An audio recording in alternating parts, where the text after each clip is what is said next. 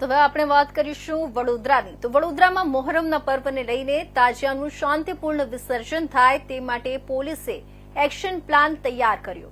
મોહરમના તહેવારની આજે કતલની રાત છે, તે બાદ તાજિયાનું વિસર્જન કરવામાં આવશે, ત્યારે શાંતિપૂર્ણ વિસર્જન સંપન્ન થાય તે માટે શહેર પોલીસ કમિશનર દ્વારા એક્શન પ્લાન તૈયાર કરી દેવામાં આવ્યો છે। આજે અને આવતીકાલે તાજિયાના તહેવારના મહત્વના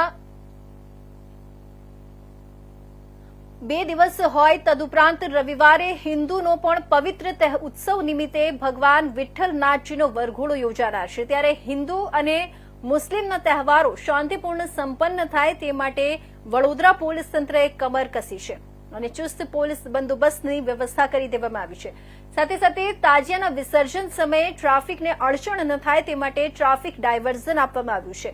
તદુપરાંત વારસિયા ખાતેના સરસિયા તળાવ ખાતે ફાયર બ્રિગેડની ટીમ સ્ટેન્ડ બાય રાખવામાં આવી છે। તદુપરાંત ઇમરજન્સી મેડિસિન માટે પણ એમ્બ્યુલન્સ સ્ટેન્ડ બાય રાખવામાં આવી છે।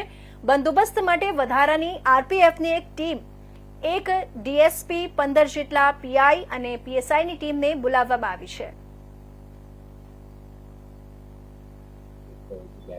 આજે કતલની રાત ને આવતીકાલે તાજિયાના વિસર્જનના કાર્યક્રમનું આયોજન કરવામાં આવ્યું છે। શહેરમાં 196 તાજિયાઓ જુદા જુદા વિસ્તારોમાં સ્થાપિત થયેલા છે અને આ તાજિયાઓને વિસર્જન આવતીકાલે સરસિયા તળાવ અને અન્ય 9 જગ્યાએ થનાર છે। આ અંગે શહેર તાજિયા કમિટી, વડોદરા મ્યુનિસિપલ કોર્પોરેશન અને અન્ય સ્ટેક હોલ્ડર્સ સાથે આપણે ડિટેલમાં બેઠકોનું આયોજન કરીને કરવાની થતી પૂર્વ તૈયારીઓ આપણે કરી છે અને વિસર્જન માટે વડોદરા મ્યુનિસિપલ કોર્પોરેશન દ્વારા સંકલન કરીને એમના સાથે સંકલન કરીને ત્યાં જેટી, તળાવો, ઇલ્યુમિનેશન અને અન્ય જરૂરી પરિબળો, લોજિસ્ટિક્સ, ઓપરેશન સપોર્ટ સિસ્ટમને પણ ઊભા કરી છે। આજે અને આવતીકાલે યોજનારા કાર્યક્રમ માટે વડોદરા શહેર પોલીસ તરફથી આપના તમામ અધિકારીઓનો ડીસીપી, 13 એસીપી, 2000 જેટલા કોન્સ્ટેબલરી, 200 જેટલા સબ ઇન્સ્પેક્ટર, ઇન્સ્પેક્ટર કક્ષાના અધિકારીઓ આમાં ભાગ લેનાર છે અને સાથે સાથે બહારથી પણ એક ડીસીપી, 7 એસીપી અને 15 પીઆઈ, પીએસઆઈ કક્ષાના અધિકારીઓ આવેલા છે અને સાથે સાથે 4 કંપની એસઆરપીએફને પણ તૈનાત કરી છે। સંવેદનશીલતાને ધ્યાને રાખીને આપણે એ કંપની રેપિડ એક્શન ફોર્સને પણ આપણે તૈનાત કરી છે। તો શહેર પોલીસ અને બહારથી આવેલા અધિકારીઓ તૈયાર કરવામાં આવેલ ડિટેઇન્ડ પ્લાનિંગ મુજબ, એટલે સંવેદનશીલ પોઈન્ટ, પુશિંગ સ્ક્વેડ્સ, ફિક્સ્ડ પોઈન્ટ્સ, ધાબા અને ડીપ પોઈન્ટ્સ, આ બધા બંદોબસ્ત વ્યવસ્થિત રીતે ગોઠવી દેવામાં આવેલ છે।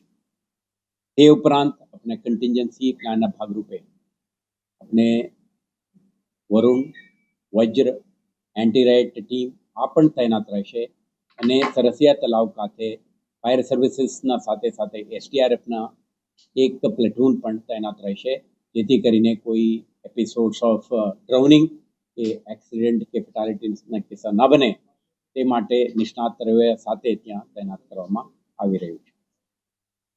સમગ્ર તાજિયા પ્રોસેશન દરમિયાન ટ્રાફિકને કોઈ નડતરરૂપ ના બને, નાગરિકોને અસુવિધા ના થાય તે માટે આપણે ટ્રાફિક ડાયવર્શન પ્લાન પણ જાહેરાત કરી પ્રોહિબિટરી ઓર્ડર જાહેર કરી છે।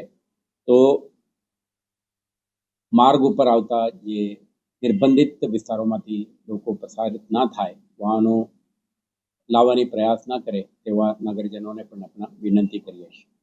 સાથે સાથે જે તમામ બંદોબસ્ત વ્યવસ્થા દરમિયાન પણ કોઈ પણ એમરજન્સી, કોઈ અકસ્માતના કે હેલ્થ એમરજન્સીના કિસ્સાઓ બને, નાગરિકો ડાયલ 100, ડાયલ 112ના માધ્યમથી આપણે સંપર્ક કરી શકશે। તો આપણે એમ્બ્યુલન્સ કે અન્ય એમરજન્સી સર્વિસીસના રિસ્પોન્સ માટે પોલીસ મદદરૂપ થઈને આવા એમરજન્સીને પહોંચી વળવા માટે પણ શહેર પોલીસ પ્રયાસ કરશે।